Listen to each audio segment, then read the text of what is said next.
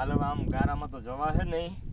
હું ઉપલેટા તાલુકાના કેરાળા, ગઢાળા, મોજીરા, નવપરા, સેવંતરા, ખાખીજાળિયા આજુબાજુના દરેક ગામમાં માંડવીમાં, કપાસમાં, તુવેરમાં, સોયાબીન અનેક પાકોમાં ખૂબ મોટી નુકસાન છે.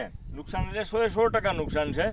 પણ આમ તો અમારે તો કુદરત આધારિત હોય. વરસાદ વધારે થાય, માવઠું થાય તો પણ નુકસાન થાય, વરસાદ ન થાય તો પણ નુકસાન થાય. એને માટે અમને જે અમે જે વીમા ભરતા હતા, જે અમે પ્રીમિયમ સરકાર તરફથી જે પ્રીમિયમ ભરાતું હતું અને અમારા જે વીમા ચાલુ હતા તે વીમા બંધ કરી દેવામાં આવ્યા. એટલે અમને મોટામાં મોટી નુકસાન થઈ છે.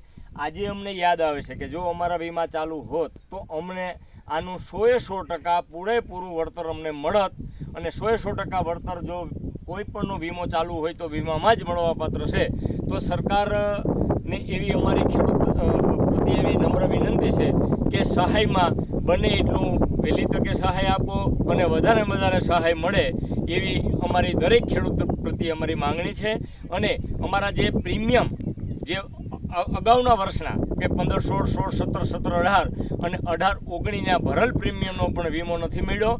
એ આ વખતે બધું ભેગું કરી અને સરકારશ્રીને અમારી નમ્ર વિનંતી છે કે વહેલામાં વહેલી તકે અમને એ પણ અમને ભેગું કરીને અપાવો એવી અમારી દરેક ખેડૂતને વિનંતી છે. જો આ માંડવી અંદરથી હાવ ફૂગાઈ ગઈ. જો હવે આમાં તો ડૂસો તો ફેલ થઈ ગયો, પણ હવે જે કાંઈ માંડવી થોડી ઘણી છે એ પણ આખી ફેલ થઈ જવાની અમને બધાને દરેક ખેડૂતને ગુજરાતમાં સૌરાષ્ટ્ર પૂરતું નથી, આખા ગુજરાતની અંદર આ પરિસ્થિતિ છે અને એક આ ખેડૂતની વેદના છે.